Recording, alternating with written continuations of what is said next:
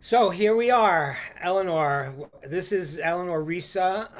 It's really a special occasion for me to say Mazel Tov to you on this incredible accomplishment, a moment in your life where this book. I know you've published before, you've published plays before, but this book, which is I think coming out today. I think today is the actual launch date of it.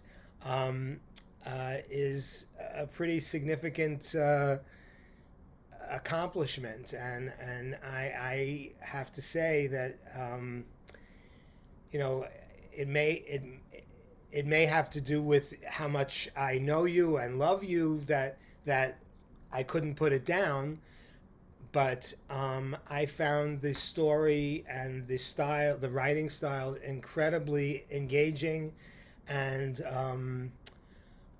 informative and important, as I'll talk about a little bit later. But anyway, so Mazel Tov to you. Thanks, Zalmen. It is coming out today, the book. I'll just say the name of it, The Yes. Letters Project, A Daughter's Journey. And I'm so grateful, and it's so perfect that I'm launching the book with you and with the National Yiddish Theater Folks. Bina, I couldn't be luckier or happier. I want the audience to know that Eleanor has a long term shaykhis connection with the Volksbühne. In 1997, uh, Eleanor and I, after a trip to Germany, we made a trip to Germany and To do a concert do a to do a concert for the Yiddish the Mein Gesellschaft or Gesellschaft, something. right? And I had been commissioned to. I had been working with the Volksbühne at the time, and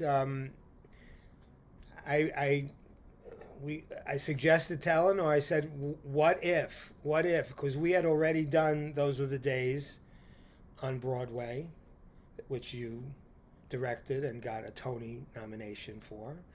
Um, yes, It's all so surreal. Life yes. is so surreal. Anyway, so in '97 we put our names forward to the board to say, we care about this institution. We care that this institution goes on, that the work of, Tzipora Speisman, Alea Shalom, and Ben Schechter, and Morris Adler, Zecharnu Livracha, and all those people who worked shouldn't go to naught, and it should continue on. So anyway, so Eleanor and I, you know, we we We were. led the Folkspina into the 20th century for a Yes, minute. yes, for a minute, and we premiered it with your piece, a new piece, Zisa Chalaimis. Which Mina Byrne, Oliver Sholem, got a lifetime OB award for her work in that. God, Yeah, she was so good. yeah, Oh my goodness. yeah. Anyway, Anyway, so the shaykhs, the connection for the Folksbina is significant, and when Eleanor asked if we could do it, I said absolutely. It's like you're a Agana, you're one of ours, and I feel like I'm proud of you. I'm proud of you. I'm proud of the accomplishment, and I want people to read it. So let's talk about the book. Let's talk okay. let's talk about talk about the genesis of the book and the idea, how it came to you and stuff. Um, I've been writing about my parents and my family for as long as I can remember writing in a way because they're gone for a long time. My father died in 1976. My mother died in 1986, and that's a long time to be without parents. It was a long time for me, and so they're always in the forefront of my creative world, and I always think of them.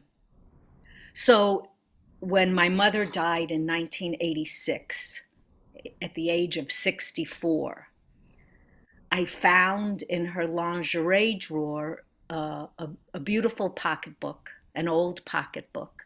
And in the pocketbook was a baggie full of papers, full of letters, folded up. And it was 56 letters that I couldn't understand because it was not English, it was not Yiddish. I didn't know language it was. It looked like it was German, or it looked like it was some kind of Yiddish jargon of some kind, because it was addressed Tayere Ruchale in Shamale, and I could read that. But in English, In English letters, in Latin letters. Latin letters. Okay. Yes, in script. But on the top of each paper was something that said C.H. Schlisselberg, importer, and then German words and German address in Stuttgart and a German phone number. And I couldn't make it out any more than the salutation and the signature at the end, which was Haskell Schlisselberg, which was my father's full name. And I showed them to some people over the course of the decades, and nobody could make it out. And I didn't understand what it was because my mother, I didn't think spoke German. My father, I knew spoke German. Anyway, so in 2017, 30 years later, 30 years after my mother died, 30 years after I put these letters in my own lingerie drawer, I had just gotten this job, a Broadway show, Indecent, with Tony winner director Rebecca Teichman and Pulitzer Prize winner Paula Vogel. And their idea for Indecent, they had been kicking around for more than a decade, and finally here it was. And so I was making some nice money for a while, and I thought, well, what about those letters? What about them? Shouldn't I do something, 30 years later, get Shabbos, shouldn't I do something with them? And so the long and short is I decided to try to find a translator. It's kind of a long story, Zalmen. I want to just, I just want, I know, I want you to give a little, if you can, a short, the fact, your parents, the fact that, I want to say that they were survivors, and of course they were, but they were survivors of Auschwitz. My father lived through Auschwitz, and my mother lived through Uzbekistan. They fled east. Right. So I just want to put that into Yes. put that out there, and now go on. Yes. They both lived through the Holocaust. They both lost many people.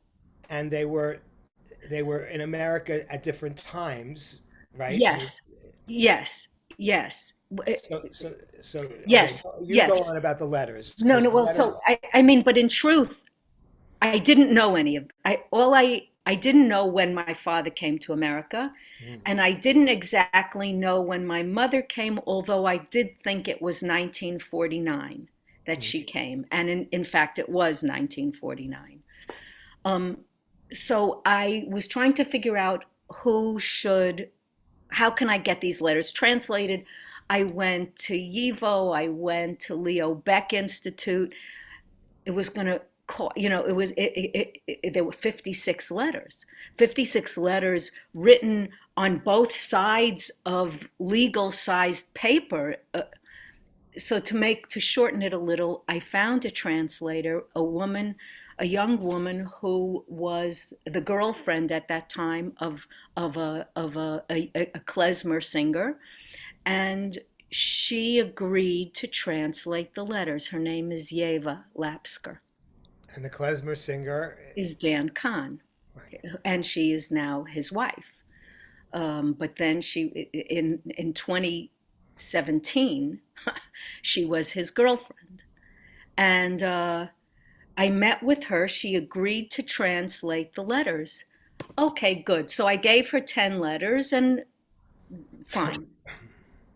And then Frank London and I were doing a concert in Berlin and Vienna and Paris in 2017, later that year. And and Yeva lived in Berlin, and I owed her money for the letters, some of the letters that she had translated, and so I met with her in Berlin. That's all, that's it. It was just, we were just going to translate the letters. That was really all this, and she had done 10 of them, 10 of the 56. There was still 46 letters to go. And while we're sitting in this coffee shop, in having coffee, she says to me, my brother lives in Stuttgart. I said, oh, that's nice. She said, yeah, right around the corner from the address on your father's stationery. Oh, what? And then she says, I'm going there in January, and if you want, I'll go with you. And I was like, what? What do you mean? It never occurred to me, Zalman, to go to Germany, to go look for anything, because I figured it's so long after the war. What is there to find? Uh, and my impression of the war and my family's uh, connection to the war, what happened to them, was just whatever I imagined, right?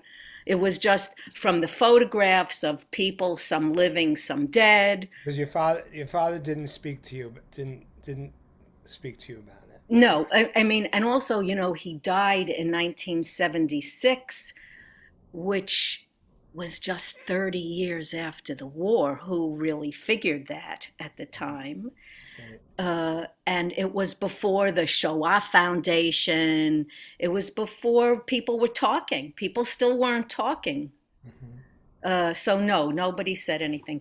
Anyway, so Yeva basically offered me, she said, and Ulm, which is where my mother was in a DP camp with her family, and it was just an hour away from Stuttgart, which was where my father was living.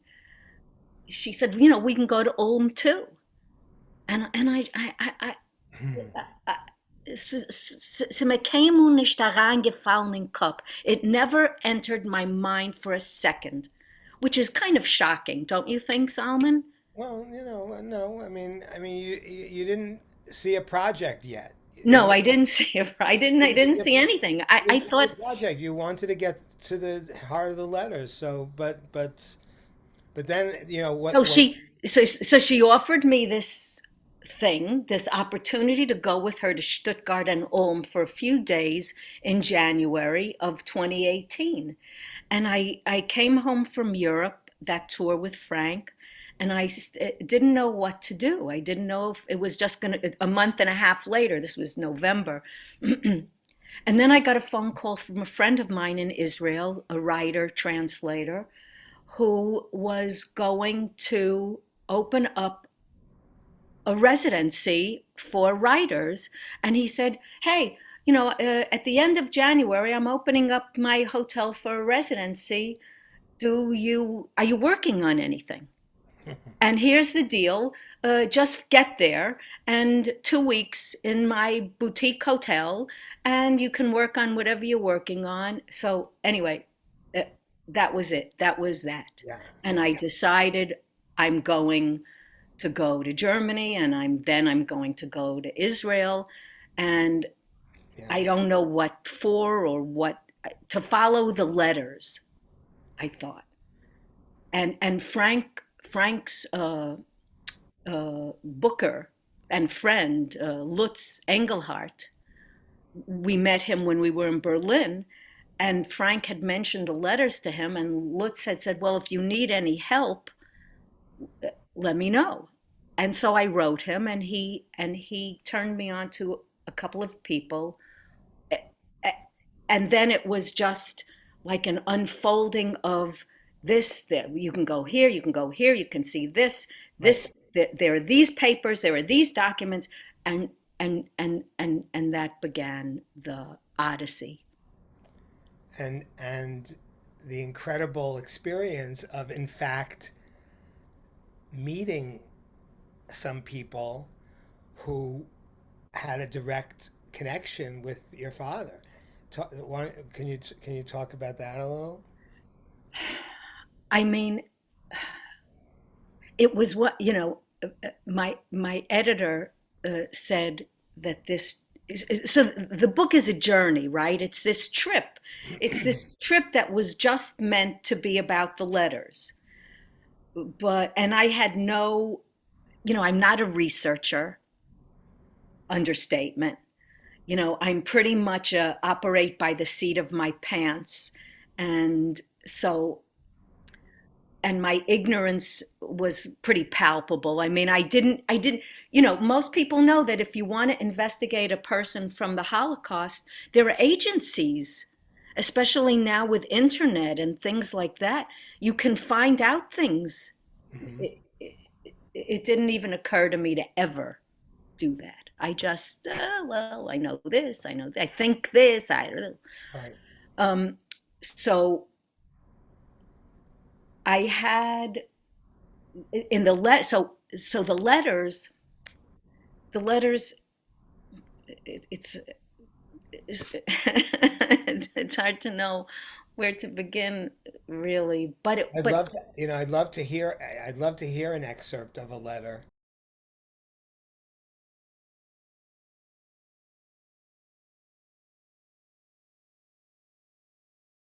this is from 14 August 1949. My dearest Ruchale and Shamale, although I have not received a letter from you, I am writing to you nonstop. I understand that you have your hands full until everything is in place, but please realize how very happy it makes me to read some words from you, my love. I had, as to my coming to America, I can only tell you, my darling, that I would fly to you if I only had wings.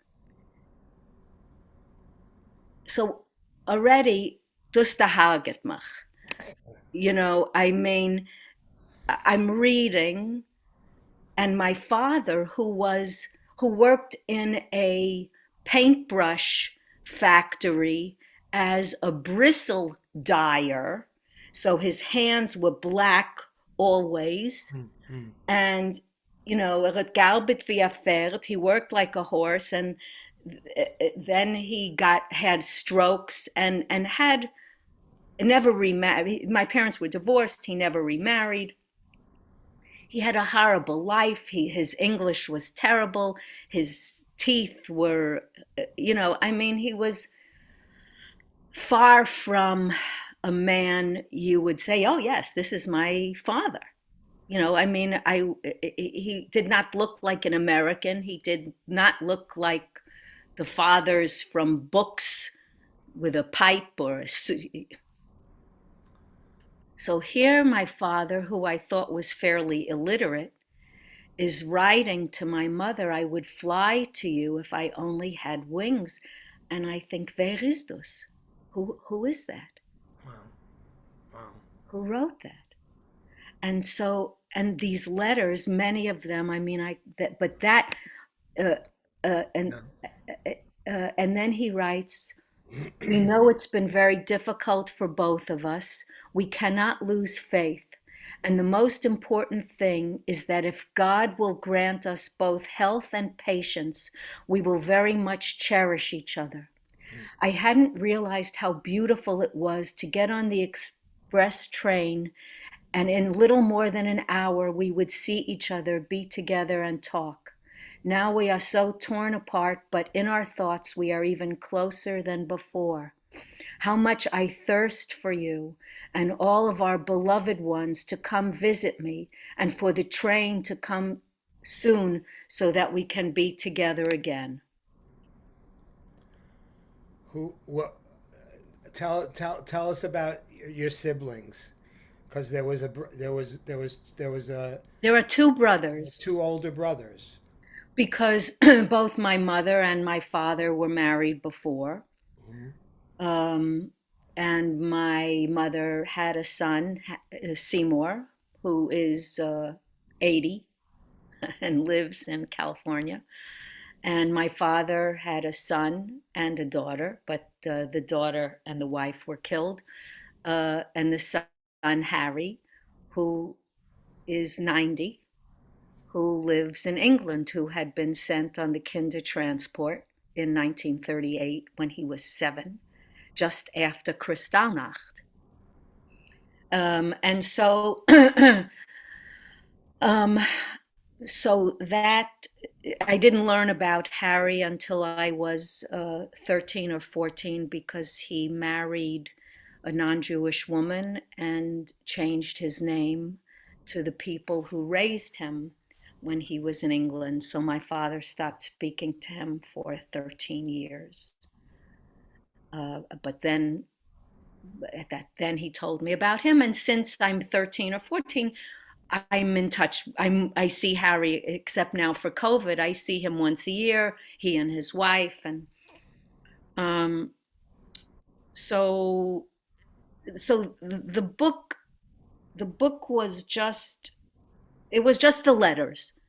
I want, and I have all these pictures, not all of them, but a bunch of pictures of my parents before the war. So my mother came in 49, my father came in 50, and these letters go from August 1949 to January of 1950, from the day, January 13th, the day he gets on the boat in Bremenhaven to come to America. And the letters are like August 14th, August 16th, August 19th, September 6th, September 7th, September 9th, September. But no letters from your mother. No, no, because I Right. figure Yeah. that whatever luggage he's going to take with him from Germany is filled with whatever my mother asks him to bring, and whatever he thinks to bring to start his new life with my mother Yeah. in Brooklyn, New York. Right. So the letters, slowly, I hired two other translators because it was a lot and it was going slow. And uh, I just thought I would go to Germany, and we'd go to Ulm, where I have many photos, and I'd find the place on the river that was as far as I could think of. That was my goal, which was to take a picture in the same place where they took a picture and to go to the address on my father's stationery. That's all. I had very low expectations, and I didn't, whatever imagination I had did not extend to possibilities of documentation and people that might have connected to my father Right. or mother. So the, the letters, it turns out, the letters are one thing, but Yeva and Lutz and other people uh, found documents, found testimony from 1947 that my father gave because he was one of the few survivors who returned to Stuttgart, and the Ministry of Justice there was trying to figure out who were the Kleine Nazis, the mailman or the policeman. They knew who the big guys were, but they wanted to know who the little guys were. And so I mean, Lutz connects me to this guy, Hans Hoba, Dita, it's written down. And and he's going to help me. And he lives in Ludwigsburg, and he presents me with an itinerary, a 3-day itinerary in Stuttgart. At 9 o'clock, we'll go to the archives because he's investigated and they have documents. At noon, we'll go to the synagogue memorial, at and on and on. Amazing, amazing. Amazing, amazing. What an And Yeva, opportunity. what's that? What an opportunity you I, had, you know, I, it to was beyond, look, I have an imagination, right? I mean, we both do. We work in a business where you need an imagination. This was completely outside of any right. anything I could have imagined. So this fellow, uh, Hardy Dieter Huber, presents me with an opportunity, and he of to do this for the next 3 days. And he says, "Is there anything else you would like?" And I think, what would I like? What else? And I have these pictures from before the war of my father, and I don't know anything about them and him at that time. And so I asked Hardy if he knows a costume designer, because I know from my work in the theater that costume designers know a lot, and they know a lot about, you can tell what somebody is and who they are and what year these schmatas are from. Oh, how interesting. So he sends me an updated itinerary with a meeting with one of the premier costume designers in Stuttgart, and we're going to have dinner with her. I mean, and he says, "Do you mind if there's a reporter? Because she's gotten wind of you, and she's doing an article for International Holocaust Remembrance Day, which is the 27th of January."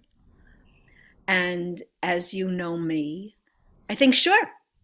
Oh, a press? Press? Oh, press. I don't think deeply about it.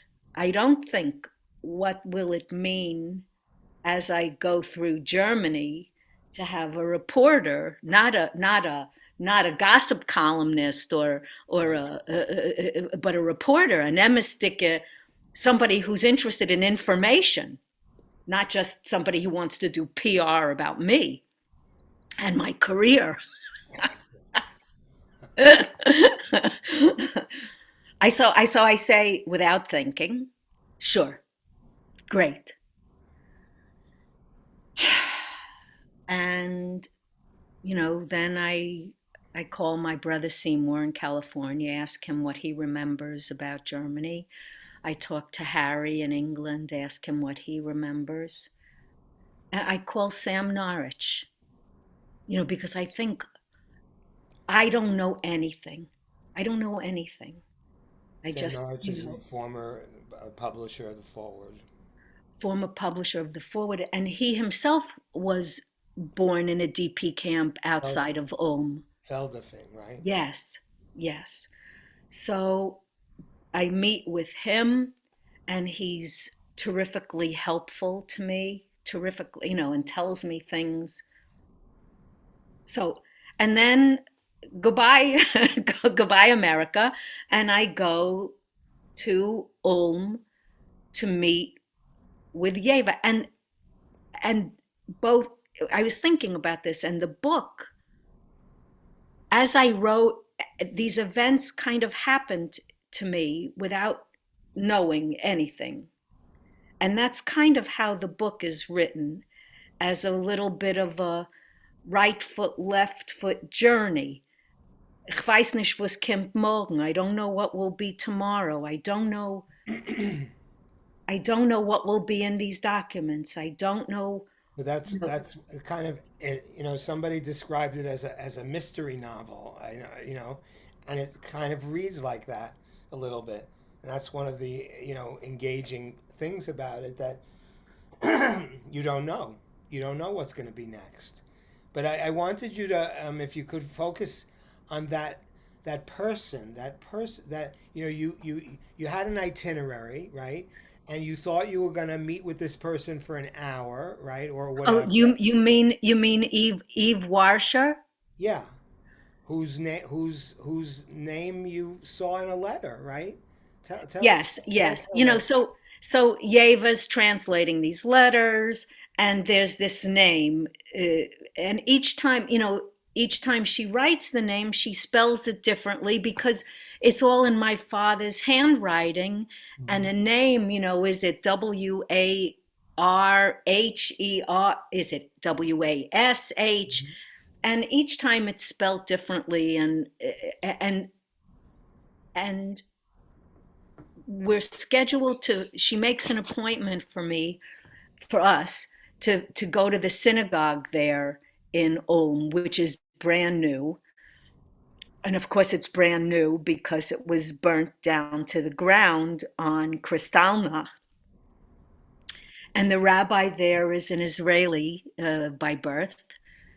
And he's very nice, and we go visit him. uh, and he says, I don't know anything. I don't know anything. There are hardly any German Jews left here in my congregation. Everybody is gone. We have Russian Jews. We have many of them, Mhm. and he was very, very nice. And he says to me, well, if you go to Stuttgart, in Stuttgart there's a woman, Mrs. Warsher, and you should call her because she knows about the history of the Jews in Stuttgart. Okay. I take out my phone. I say, how do you spell that? And he says, Warscher.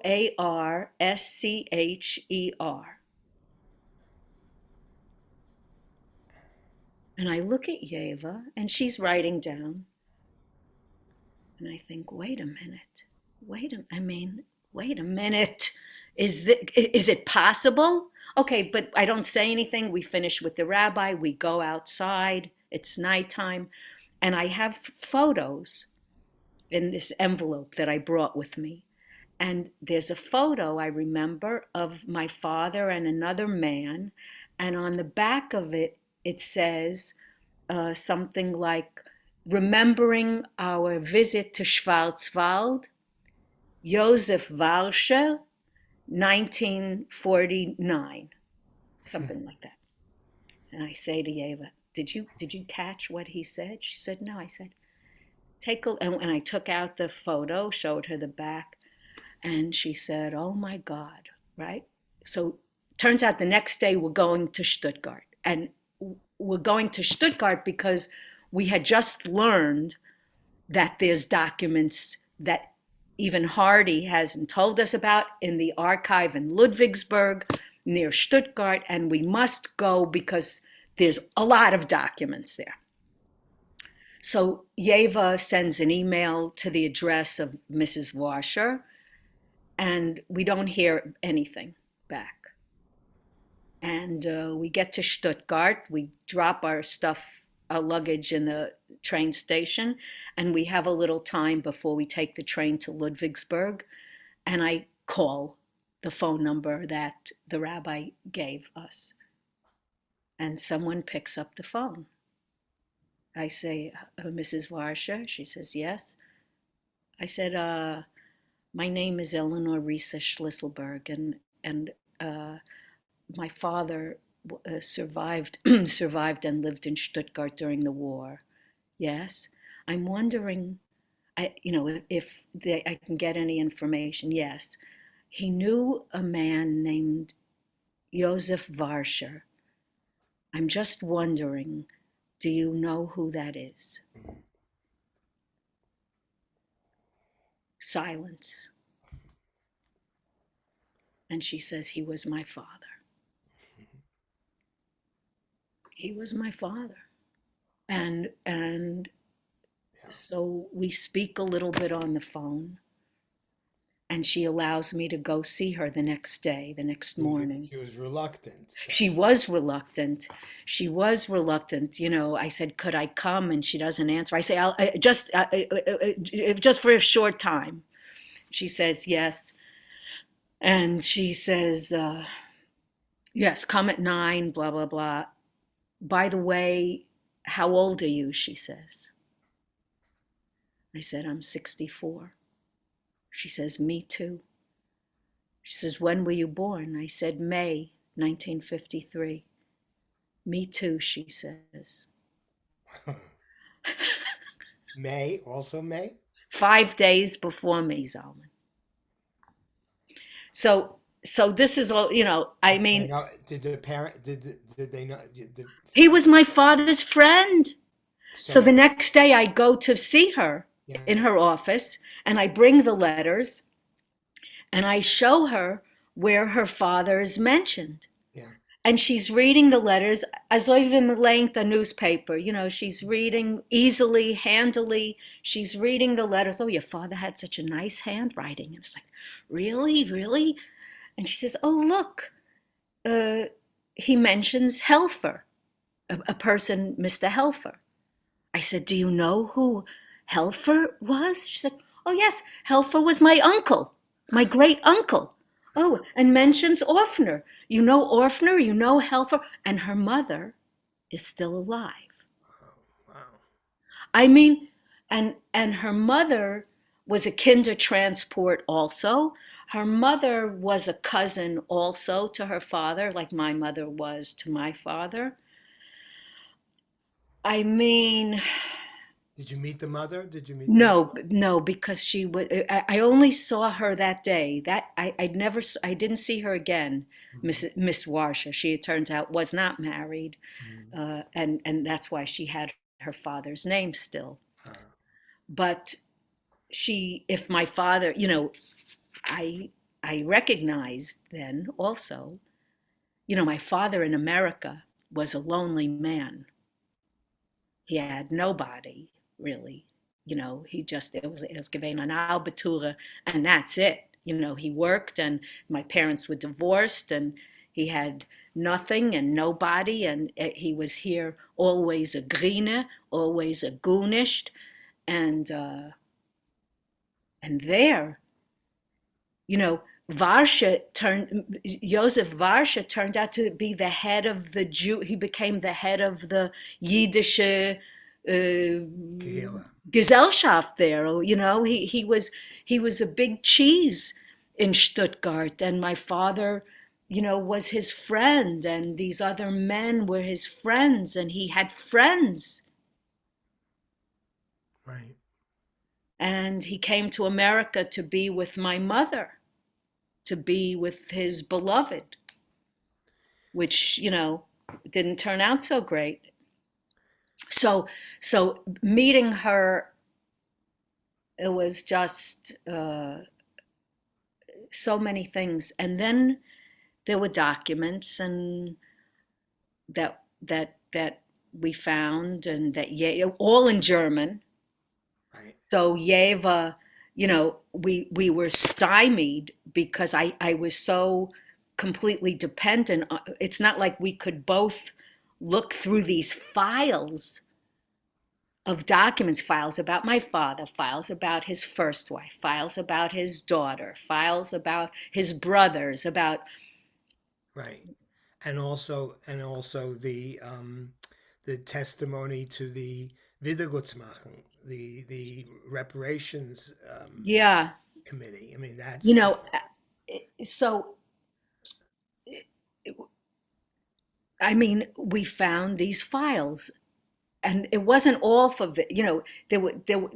Germany had they were really great record keepers, um, and but one of the files that Yeva found was a 30-page document, all in German, of 30 pages, probably more, but all I had translated was 30 pages so all these translations and the letters. I mean, it's just mind-boggling. it was an interview. It was 30 It was pages. it was it was from 19. So one thing was this thing from 1947, which was the earliest record I have of my father's testimonies that he gave to Stuttgart himself in 47. What Yeva found was from 1967, was from a trip that my father made to Germany to try to get restitution, Wiedergutmachung, to make good again, right, Zalmen? Wiedergutmachung. How do you make good again? People, just so we understand, for the people who don't know what that is, Uh-huh. we're talking about, a fund that the German government created sometime, I don't know, in the 50s, I want to say, to try to make restitution in dollars. The idea of it is mind-boggling, right? That in dollars and in marks, to make good for the loss, and for the suffering, and for The the theft and the murder and everything. yeah. I mean, And and it continues today. I mean, just so people should know it. And many people had issues with it. Many people didn't want to take that money. But but it's such a complicated. it is a complicated thing. And however, my father did want to take the money. Hmm. And and I mean, and you had to kind of jump through hoops to get the money also. I mean, on one hand, Germany offered it, and on the other hand, they made it difficult to get. And you had to prove things. And how could you prove what happened? I mean, you could prove who was killed, but whatever other losses you couldn't prove. Yes, it's complicated. So my father gave this 30-page testimony, and in it included everything plus the kitchen sink. I mean, everything. His tax returns from America were in it. Right. Uh, uh, and But information about his journey, and everything that you never knew about, that you yes, never. yes. And so I mean, part of the bizarre thing and part of the journey in the book is so we got these documents, but we didn't have time to translate them. So when I was in Israel those 2 weeks, I sent a few pages to Lutz. I sent a few pages to Tina Kinderman, Frank's wife. I sent a few pages to the other translators, to Yeva, to Lutz. And so while I'm in Israel, slowly, slowly, the documents are starting to come back translated. I have no idea really what's in them. So, and neither does the reader of the book. You learn when I learn. Right. That's so included in these documents, besides that I'm included, right? Besides, it doesn't occur to me for a minute that I'm in a document, but of course I am in a document because he's talking about his current status and his daughter. Yeah,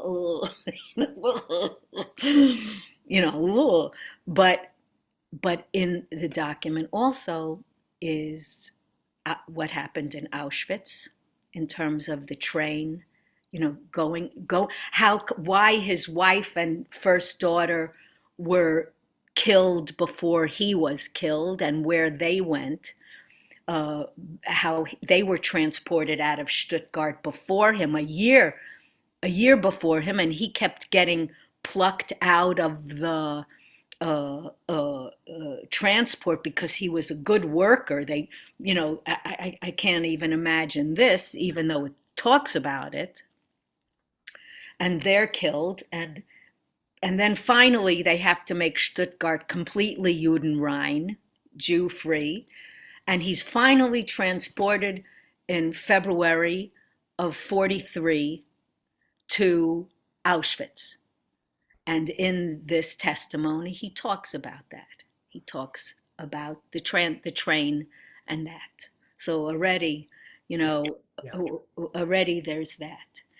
And then he talks about his life there, and how he describes how he was able to survive. What did he do? And what he says, besides that he was a good worker, he says he tried to never look back. Mm.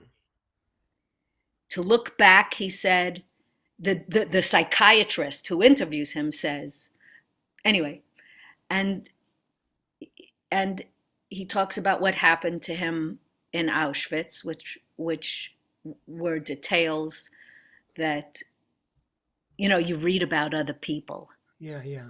You So don't really. it brings to mind, and I want to kind of wrap up, but I want to, This isn't a 4-hour talk, Zalmen. right? We could, but I want people to order the book. I want people to, it's called The Letters Project: A Daughter's Journey by Eleanor Reissa. It's published by Post Hill Press. It's coming out today. When What? There's an audio book too. I oh, did the audio book. oh, fantastic! Yeah. So how do people get I, that? I think the same way. I think you just go online or the audio. I think you go to Audible. Audible. I want to finish with what for me was the amazing takeaway from this whole story, which you describe so incredibly when you talk about, you know, when you talk about your father and your mother not being survivors. They of course were survivors, but the idea that they weren't, they didn't, they, it's a misnomer. It's a but you talk about it because for me, that conclusion is so poignant and so important for people to realize, people who have no connection with the Holocaust, whatever, to understand. It's one thing to say survive, but what is that? What did it mean to survive? What did it mean to be a survivor? Your whole family is murdered and killed. In some cases, you've seen them murdered and killed, and you lost your home, you lost your family. What is that word? So just talk about that if you don't mind. I mean, after, during writing the book, it was the writing of the book that I learned things. And still would I'd like to rewrite the book because I've since learned more things. But I thought about my father, and he talked about it on the death march. That I mean, the conditions. He talked about the conditions. He talked about at one point he gave up, and he had they had given them a provision of bread, and he decided or realized that he could no longer do this anymore. He couldn't march anymore, and somehow he hid under a bale of hay, and he thought to himself, if I'm going to die, I'm going to die with a full stomach. He thought from with and I thought to myself, he wasn't a survivor. He was a fighter. He fought everything. He fought to stay alive. He fought to make me. And I thought about all of those people who were given the term survivor as though they had no, they didn't do anything. They just kind of survived. No, they fought. Even the people who failed, who didn't live, who went up there and died here, they fought. They fought with every inch of their koyach, with every cell of their being. They fought with hope, with bread, with books, with they were fighters. Yeah, That's to create a new life, to create a new They life. fought to live, and even if they failed to live, they fought. They were. It's not just I had always thought you had to have been in the forests. You had to have been a partisan to be a fighter. No, no, I don't think that anymore. I think everyone who was in a camp, everyone who died in a camp, who lived in a camp, they fought. They fought. And we don't know the extent and depth of the strength that they had. And so for myself too, and ich bin a bissel ashamed, I'm a little embarrassed, ashamed sometimes. If I had thought of my father and mother as a fighter, not as a green you know, I would be the daughter of a fighter. I what is the daughter of a fighter entitled to? Everything. The daughter of a survivor, you're not really entitled to too much because your parents didn't have anything. So why should you have anything? I mean, this is a different mindset. We will, I have to get another therapy session this week for that. Svetgunish helfen. But that's that's my biggest takeaway is that they were fighters, and to me survivor is a little bit minimized, a little bit of who they were and what they did. They were more than that. They To me, I mean, I don't mean to No, stir up no, no. anything. To me, that when I read that, and I grew up also, I mean, my father also survived the war. He wasn't in a camp, but he was in Shanghai for the war years. But he lost his parents and his brothers and sisters and everybody. So when I think about when I think about the life that he created, that he had to create for himself, it was not easy for anybody. And so when I think about that, I think that's you know a really important takeaway for us to remember, that these people who went through that horrific time, that's indescribable, that's inconceivable for us today to really imagine how they fought to create a new life for themselves, and do well. As we know, some did and some didn't, but it was tough. Anyway, the book is a fascinating read. It's there's humor in it, because that's who you are.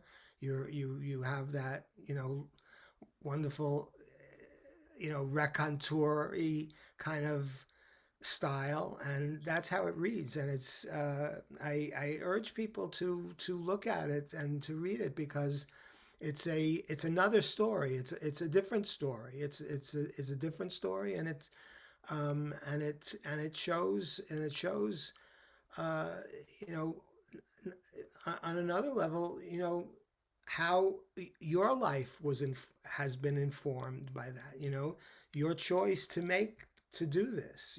To to to invest the time and resources that you had to get it translated, to go there, to engage with all those people. And I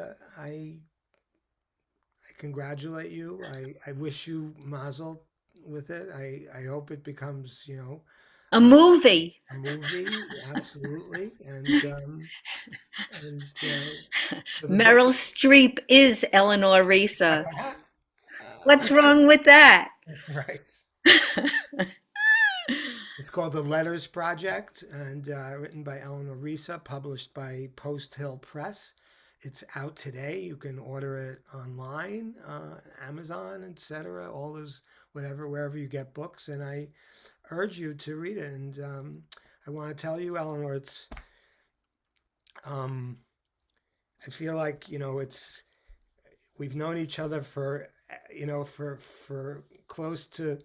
It's 40 years plus, Zalmen. Right, that's right. So it's like, to see this journey, to see your journey, and to see, and please God, and with your good health, you should continue to create. We should have the pleasure of seeing you on the stage, on in recordings, and many other things for many many years to come. But what a wonderful tribute to your parents it is, I think, and to your commitment to Yiddishkeit by sharing it with us. So, Thank you. Thank you so much for today. Mazel tov, Mazel tov. Thank On a you. good note.